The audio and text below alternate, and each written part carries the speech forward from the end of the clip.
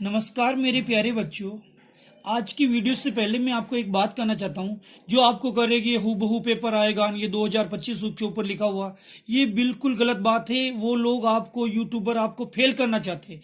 इसलिए हम आपको पिछले साल का जयपुर जिले का पेपर, क्योंकि अभी तक जितने भी पेपर हुए, अब ये लास्ट पेपर है कल स्वास्थ्य शिक्षा के पेपर को तो आपको बिना पढ़े जाओगे तो भी पास हो।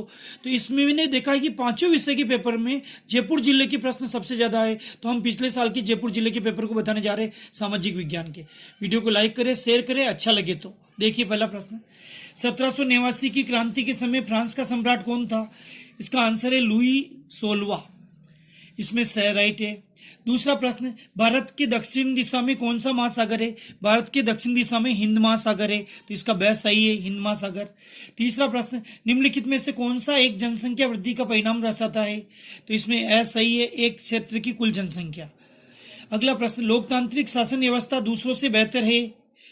इसमें उपरोक्त सभी सही होगा। और आपको एक ट्रिक बताता हूं, अगर किसी में उपरोक्त सभी लिख रखा है, समझ जाइए उपरोक्त सभी सही है, कुछ नहीं सोचना। अगला प्रश्न, भारतीय संविधान इनमें से कौन सा अधिकार देता है? इसमें सही है, अपनी संस्कृति का अधिकार। भारतीय संविधान अपनी संस्कृति का अधिकार देता है, सही है। अगला प्रश्न जो कि हर साल हर बार आता है सामाजिक प्रश्न में, भारत में आम चुनाव कितने वर्ष के अंतराल के बाद कराए जाते हैं? 5 साल के बाद। 5 वर्ष, चाहे वो लोकसभा चुनाव, चाहे विधानसभा चुनाव, चाहे नगर पालिका के चुनाव, चाहे पंचायत के चुनाव, सब चुनाव 5 सालों में होते हैं। अगला प्रश्न, भारत का राष्ट्रीय अध्यक्ष कौन होता है? राष्ट्रपति। इसकी ट्रिक है, राष्ट्रीय अध्यक्ष का रा और राष्ट्रपति का रा, तो रा से रा मिला दो, राष्ट्रीय से राष्ट्रपति।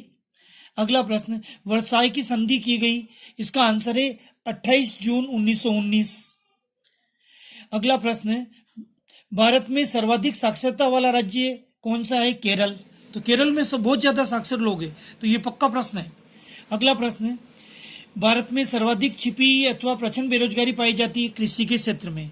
इसका सही है, कृषि के क्षेत्र में। अब अति लघुत्रात्मक प्रश्न देखिए, 18वीं सदी में फ्रांसीसी समाज कितने स्टेट्स में बता हुआ था? 3 स्टेट्स में। उनके नाम बताने, पादरी वर्ग, कुलीन वर्ग, और तीसरा है व्यापारी, वकील और किसान। अगला प्रश्न, सन 1905 में रूस की क्रांति का मुख्य कारण क्या था?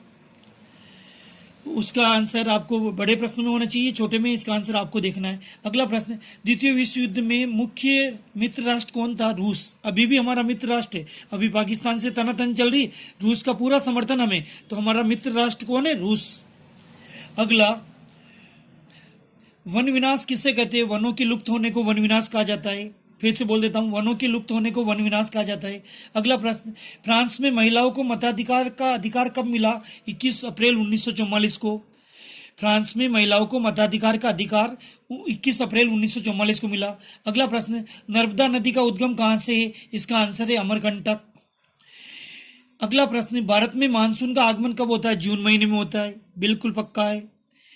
प्राथमिक क्षेत्र में किन किन आर्थिक क्रियाओं को शामिल किया गया है? कृषि, जो जो जमीन पे काम होता है, खेती जमीन पर होती है, मत्स्य पालन मछली पालन जमीन पर होता है, पशुपालन जमीन पर होता है, मुर्गी पालन जमीन पर होता है, जमीन पे जो भी काम होता है वो प्राथमिक क्रिया। अगला प्रश्न, खरीफ की फसलों के नाम, इनके तीनों ही नाम मैं से स्टार्ट कर दो, मक्का, मूंग, मूंगफली। या तो रबी की फसल आएगी या खरीफ की आएगी। विज्ञान में भी ये प्रश्न है, सामाजिक में भी है। अगला छोटा प्रश्न, पालमपुर के लोगों का मुख्य आर्थिक गतिविधि क्या थी? कृषि, खेती करते थे वहां के लोग। अभी अगले प्रश्न लघुत्रात्मक में आ जाइए, फ्रांसीसी क्रांति का आरंभ किस घटना से माना जाता है? लघुत्रात्मक का पहला। दूसरा है गुमंतु कृषि किसे कहते हैं? तीसरा प्रश्न, भारत के उत्तरी पश्चिमी, उत्तरी और उत्तरी पूर्वी पड़ोसी देशों के नाम बताइए। आपको पड़ोसी देशों के नाम लिखने हैं। अगला प्रश्न है, सिंधु एवं गंगा नदियां कहां से निकलती है?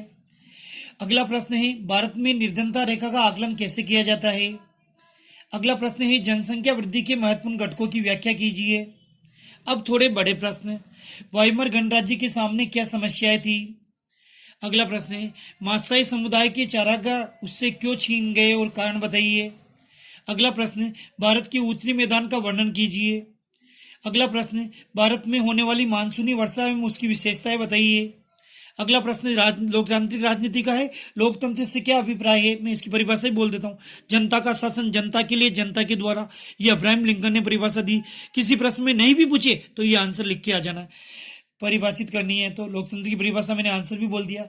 अगला, भारत में प्रधानमंत्री की नियुक्ति किस तरह होती है? राष्ट्रपति करता है। अगला, जनहित याचिका क्या है? किसी के खिलाफ कोर्ट में याचिका लगाने को जनहित याचिका कहते हैं। अब निबंधात्मक प्रश्न अथवा में आएंगे। रूस, पहला प्रश्न निबंधात्मक, रूस के सामाजिक, आर्थिक और राजनीतिक हालात 1905 के पहले कैसे थे? अगला प्रश्न, 1917 में जार का शासन क्यों खत्म हो गया? अगला प्रश्न, संविधान क्या है, इसका क्या महत्व है? अगला प्रश्न, भारतीय संविधान की प्रस्तावना में किन 4 आदर्शों पर बल दिया गया है? फिर से बोल देता हूं, भारतीय संविधान की प्रस्तावना में किन 4 आदर्शों पर बल दिया गया है? अगला प्रश्न, भारत की निर्वाचन प्रक्रिया का संक्षेप में वर्णन कीजिए। फिर से रिपीट कर रहा हूं, भारत की निर्वाचन प्रक्रिया का संक्षेप में वर्णन कीजिए। अगला प्रश्न, चुनाव से क्या अभिप्राय है? एक लोकतांत्रिक चुनाव के लिए न्यूनतम शर्तें क्या है? अगला प्रश्न, वैश्विक निर्धनता की प्रवृत्तियों की चर्चा करें। Next question, second last question कह सकते हैं इसको, भारत में निर्धनता के प्रमुख कारणों को स्पष्ट करते हुए उन्हें दूर करने की सुझाव बताइए। लास्ट प्रश्न, मानचित्र का यानी नक्शे का, भारत के मानचित्र में निम्न स्थानों को भरिए। पहला है केवलादेव उद्यान का नाम है, दूसरा है दाची गांव, तीसरा है चंडीगढ़, चौथा कर्नाटक, पांचवा उड़ीसा। नक्शे के लिए हम स्पेशल वीडियो डालेंगे। अगर आप इस वीडियो को सब्सक्राइब करोगे तो अगले वीडियो आपको मिलेंगे। बहुत बहुत धन्यवाद।